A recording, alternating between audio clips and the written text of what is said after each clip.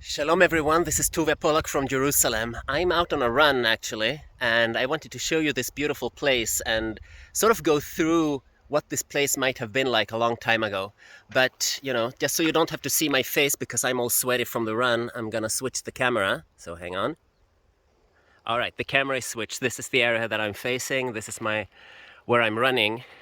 Now I'm gonna turn around, look at this beautiful place. Now let's just orient ourselves a bit. I'm at the southwestern edge of modern Jerusalem.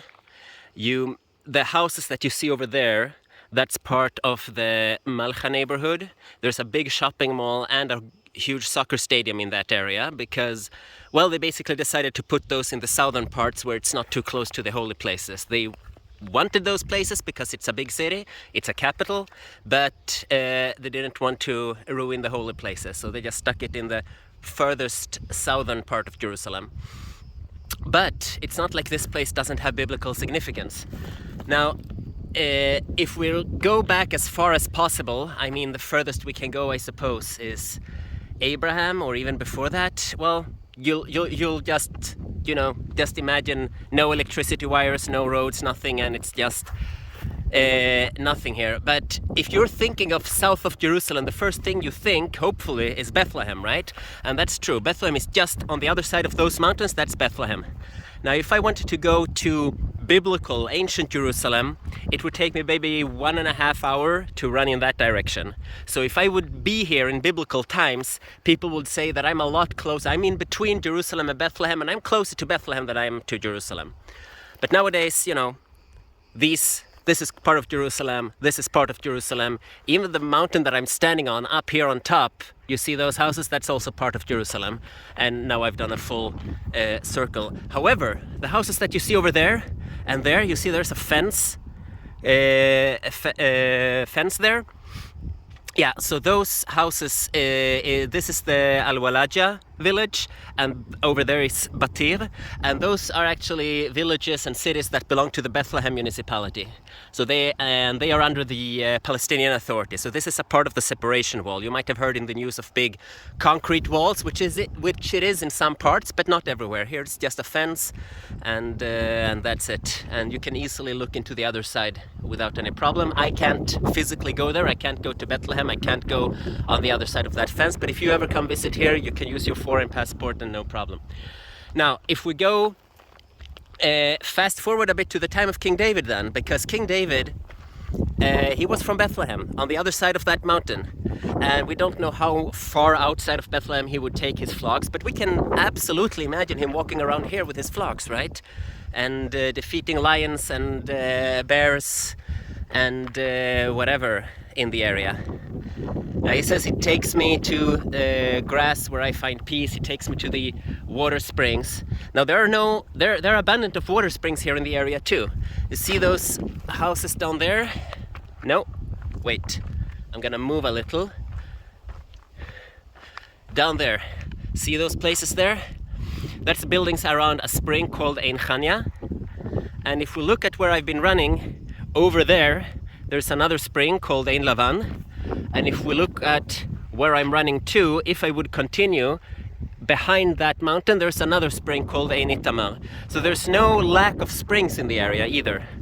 So we can definitely imagine King David as a shepherd boy walking around in this specific area with his sheep. Now luckily, thankfully, the lions and the bears they were extinct about 1,000 years ago. I have still seen, when I'm running here, I have seen snakes, I have seen foxes, I've seen partridge birds, so there's still wildlife, just not lions and bears, thankfully. Now fast forward a bit further. King David becomes king. He defeats Goliath, he becomes an officer. Eventually, after Saul and his sons are killed by the Philistines, David becomes king. Now, in the beginning, he's ruling only the tribe of Judah from the city of Hebron. But once King Saul's son is killed, Ishbosheth, they come and ask David to be king of all of Israel. So instead of ruling from Hebron, he decides to create a new capital, and he chooses Jerusalem. It was Jebus. It was the city of the Canaanites at the time. Why does he choose Jerusalem? Because it was on the border between Judah and Benjamin. Benjamin was Saul's tribe, Judah is David's tribe, so he really wanted a federal capital. And there are a lot of other significant reasons why he chose Jerusalem, but we later know that God was the one who moved him to choose Jerusalem. But now imagine that he is in Jerusalem, which is about which is on the other side of that mountain, a bit further over there. And his old hometown is in Bethlehem over there. Now, when the Philistines hears about this, it says that they come against him. They put a garrison to guard against David in Bethlehem, and they come and set camp in the valley of Rephaim. Now, almost all scholars agree that this valley right here, this is the valley of Rephaim. So they are guarding and they are cutting off David from his old hometown. And and it says that he defeated them twice and eventually subdued them. And that's all it says in the book of 2 Samuel. However, in 1 Chronicles we have a story. It actually even appears twice in 1 Chronicles about this little anecdote that happened at the time.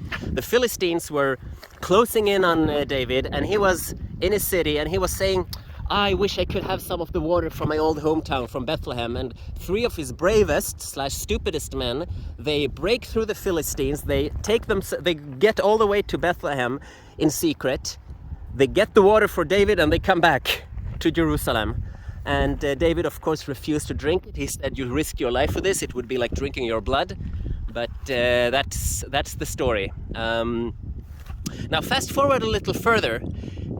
After that, in around 700 AD, we're talking 300 years after King David, this is at the time of the prophet Isaiah, the Assyrian king conquers Israel, the northern kingdom, destroys it altogether, and he comes to Judah. Now in Judah, he also conquers. We don't know about, we don't hear these stories that much, but he conquers all of Judea except Jerusalem. It's an exceptional story why he wasn't able to take Jerusalem, but they siege Jerusalem at the time of the prophet Isaiah, and Isaiah prophesied that they will not succeed, and they don't. But this area was probably also subdued by the Assyrians at that time. That's around 700 BC. 200 years later, fast forward a bit more, the Babylonians come, and they actually do subdue all of Judea. They destroy Jerusalem, they destroy the temple, and everyone are forced out of here. This is at the time of the prophet Jeremiah and also Ezekiel. And then starts a long exile. At the time of Ezra and Nehemiah, the people of Israel are finally able to come back, and it says that they reestablish and they rebuild both Bethlehem, they rebuild Jerusalem, they rebuild the temple, and a few hundred years after that, Jesus appears on the scene. Now, he was born in Bethlehem, over there. He lived in the Galilee, far away from here, but he was often in Jerusalem, in the temple, preaching. It's where he was crucified. And much later, not much later, but a bit later, at the time of the apostles, there's a story about Philip, who was teaching this Ethiopian about Isaiah 53 and about Jesus. And he was on the road, it says, from Gaza to Jerusalem. And at some point they see a spring, and this Ethiopian says, can I be baptized? And Philip says yes. So the Christian tradition says that this spring is the spring where that Ethiopian was baptized. It's called Ein Chania. And there are remnants here of old Byzantine churches. Now that's just a few centuries after the actual event, so who knows if it might be true or not. It could be. It makes sense that they would spend the whole way talking, and then when they're almost in Jerusalem, all right, let's make a decision, I want to be baptized. So that actually makes a lot of sense. Fast forward a few thousand years later, in Jerusalem, in the 1800s, the old city of Jerusalem is still the only part of Jerusalem there is. Inside the walls were built in the 1500s by the Ottoman Empire. And this whole area is under the Ottoman Empire. Of course, these borders don't exist. And some European powers really want to build a railway in this area. The Moshe Montefiore is trying to petition the British government. They are interested. But the Sultan says no. There's all kinds of back and forth from the 1830s and onwards. This railroad that you see down here was eventually built by the French in the 1892. I can't really see if I'm able to... Yeah, there you go. Here's the railroad. You can see how it goes all the way to Jerusalem. It was built in 1892 by the French. Actually, some of the bridges along this road that are made of steel and iron were built by the Eiffel Company, who also built the Eiffel Tower, so that's pretty cool. But and this railroad was in use for over 100 years until it was closed down finally in 1998. Now you might look at this and you say, well, it's not closed down, it looks like it's still working. Yeah, well, it was closed down in 1998, And the original Jerusalem train station, it was outside of Jerusalem when they built it, but Jerusalem expanded and grew, and after a while that station was in the middle of the city and the trains are going straight through the city. So eventually they built another station at the Malcha, at the close to the Malcha Mall, that's right here in the southern outskirts. So they kept that one and scrapped the rest of it and turned that into a long running park, which is nice. Now this part of the railroad, they didn't really know what to do with it because it doesn't really allow for any modern trains. It's very scenic, it's a very beautiful area to go, but it's very winding and you can't really have high-speed trains on it. They built a new railroad that goes between Jerusalem and Tel Aviv that just goes straight through the mountain in tunnels so that you can use the high speed. So instead of 3.5 hours that this would take to Tel Aviv, this one would be 1.5 hours. No, it's less than an hour even, and it goes through the Ben Gurion airport also, so it's a lot more efficient. This one wasn't really needed anymore, so they split it into two. They turned one part into Jerusalem to Beit Shemesh, which is a city it's a city between Jerusalem and Tel Aviv, and the other part between Tel Aviv and Beit Shemesh. So that was part one, but then with COVID, this was used so little that they shut it down altogether, and now it hasn't been used for a few years. There are talks about trying to start to reuse it again, but for now, the last few years, no trains have been going on it, and it's beautiful though. It's scenic, and but I don't know how much work they're gonna have to do to make it work again. Originally, in the Ottoman time and in the British Mandate time, there was a station in Batir, but now there's a separation border right between Batir and the railroad. So, but yeah, this is it. This is the southern outskirts of Jerusalem, southwest actually, right behind. The part that's called Gilo is right behind that mountain, and then Bethlehem beyond it. Here's Batir, and if you continue this way, you would go to Tel Aviv. A bit further southwest here is the Hadassah Hospital, and well, on the other side of these mountains, a bit to the north here, is the Ein Karem neighborhood, which is a no neighborhood because it was originally a village outside of Jerusalem where John the Baptist was born according to tradition. So there's a few churches about that. And this is it. Now I'm gonna turn back so that you can see me.